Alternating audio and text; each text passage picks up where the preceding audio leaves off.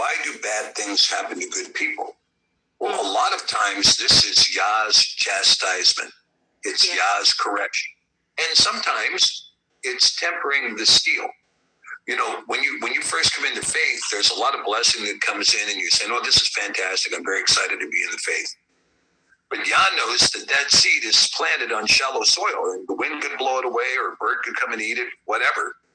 But for that seed to be planted deep in the soil, that particular sword that's been pounded out on the anvil and the heat, now is going to be pushed into the water to see if it's going to break. You have to temper the steel. There is a tempering of the faith that takes place, and the tempering of the faith that's also its own form of correction.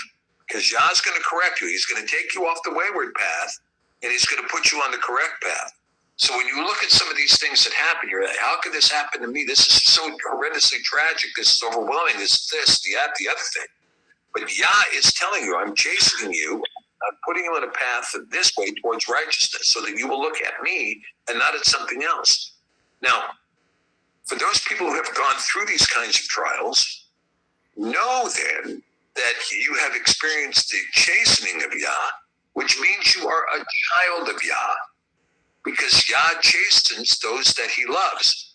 The ones who walk through this life hunky-dory and everything is just perfectly fine and it's cozy from one end to the other, well, you may be looking at Yah's wrath upon your death.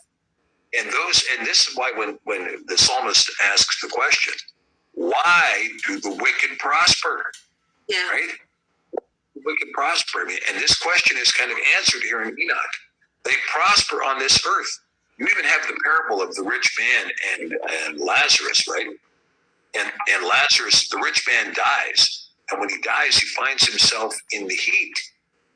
And he's talking to Lazarus. Lazarus, can you please put a little water on my tongue? Yeah, well, I can't, because there's a chasm that separates us, right? You know, this chasm that's discussed in the Gospels? That's also discussed in the book of Enoch, right? Yeah.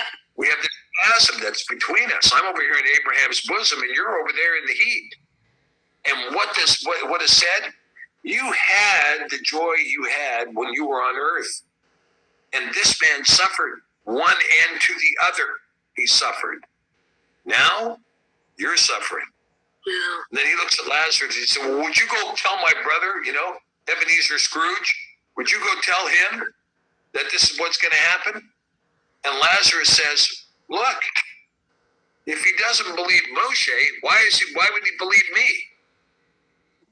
Right? I mean, this is what's said in the gospel, So, yeah, but it's very interesting that this passage Enoch is giving us something that is consistent with what we would later find in 4th Ezra. Really? Right.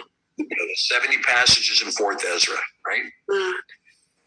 John, what do you think?